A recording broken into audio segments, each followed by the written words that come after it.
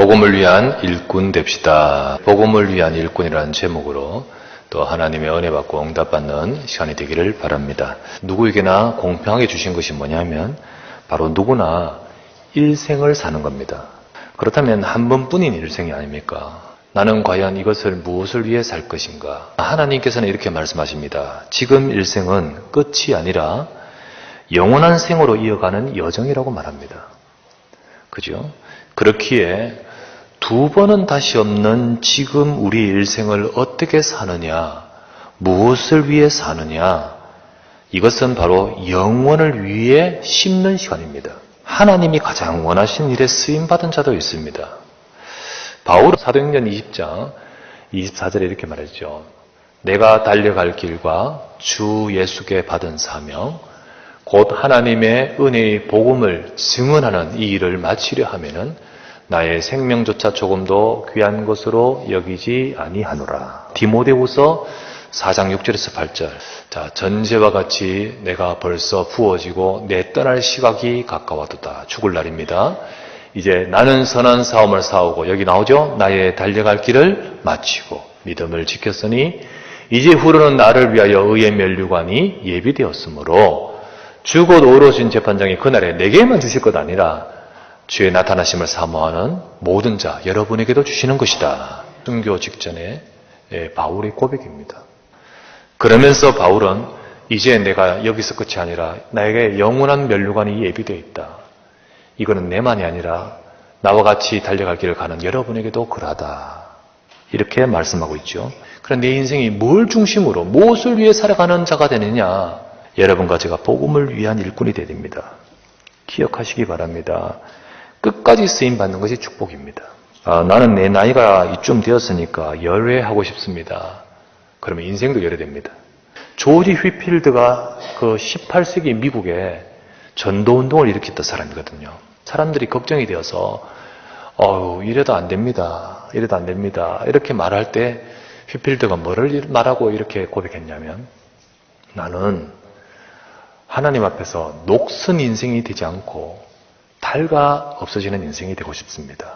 여러분, 우리의 모든 삶이 하나님 앞에 끝까지 쓰임받기를 바랍니다. 이 복음을 위하여 그의 능력이 역사하시는 대로 내게 주신 하나님의 은혜의 선물을 따라 내가 일꾼이 되었노라.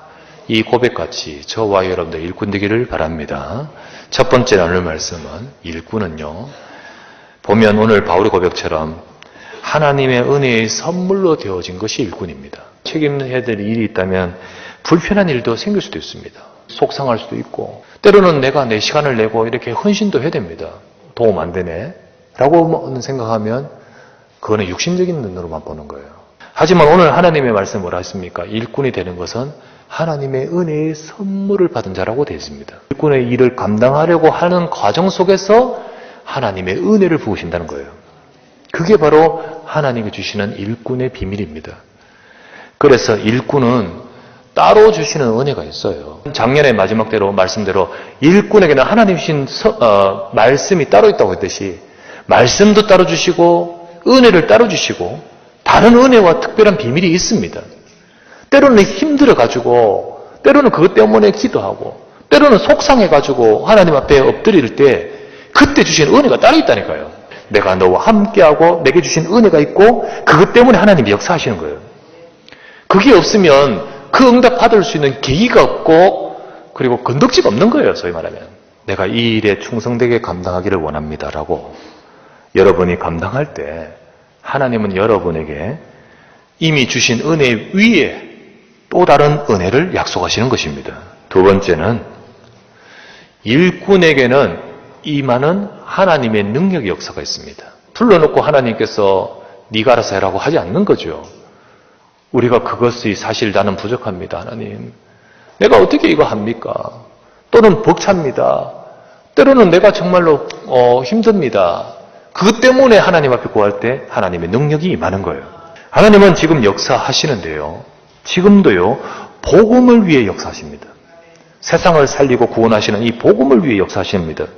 그래서 이 복음을 위해서 동참하여 쓰임받는 일꾼에게는 하나님의 역사가 당연히 함께하게 되어 있는 거죠. 하나님의 역사가 함께하고 싶습니까? 하나님은 일꾼을 불러서 부르시고 능력을 주십니다. 그 일을 감당하려고 기도할 때, 그리고 그것 때문에 엎드릴 때, 그것 때문에 하나님 난 부족합니다 라고 구할 때 하나님 능력 주십니다. 그 능력이 우리 속에 영적인 데의 능력이 임하고요. 그리고 더 나아가서 우리 주변의 육신진 데 능력이 임합니다. 그 일을 감당하고 그 일에 쓰임받도록 하나님은 영육간의 능력을 주시는 거예요. 여러분과 제 삶에 전능하신 하나님의 능력이 역사하실 이유가 있어야 되잖아요. 그 이유가 있는 비밀이 바로 뭡니까? 복음을 위하여라고 되어 있잖아요. 여러분, 내게 왜 질병이 치유되어지고 우리의 삶에 우리 업이 왜 하나님의 능력이 나타나야 되며 하나님이 역사하시는 가장 중요한 핵심인 복음을 위해 그 복음을 위한 일꾼이 되어 우리가 그 일을 감당하고 거기에 헌신할 때 하나님은 우리 삶에 하나님의 능력으로 역사하신다고 말씀하시는 겁니다. 내가 정말로 하나님께 부름받아 쓰임받아야 될 것이 무엇인가를 딱 발견하는 순간 응답이 시작됩니다. 세 번째, 일꾼으로 부름받음에 자부심과 다짐이 있어야 돼요. 여기서 바울이 일꾼이 되었다고 자기가 그 일꾼이라고 선포하고 있지 않습니까? 내가 이 은혜를 받은 여기에 내가 일꾼이 되었다. 일꾼은 내가 내 능력으로 하는 거 아닙니다. 하나님의 능력이 임합니다.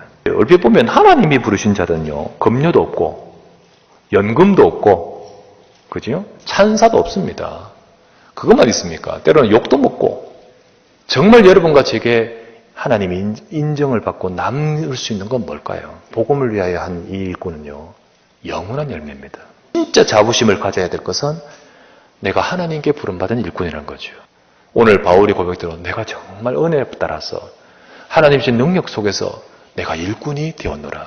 이러한 정말로 자부심과 감사와 그리고 사모함과 다짐의 고백이 여러분과 제게도 있기를 주의 이름으로 부탁합니다. 우리는 우리의 한 번밖에 없는 일생을 살아가면서 여러분과 제게는요, 한 번이라도 초대교회에서 일어났던 전도운동 같은 응답을 받아야 될 줄 믿습니다.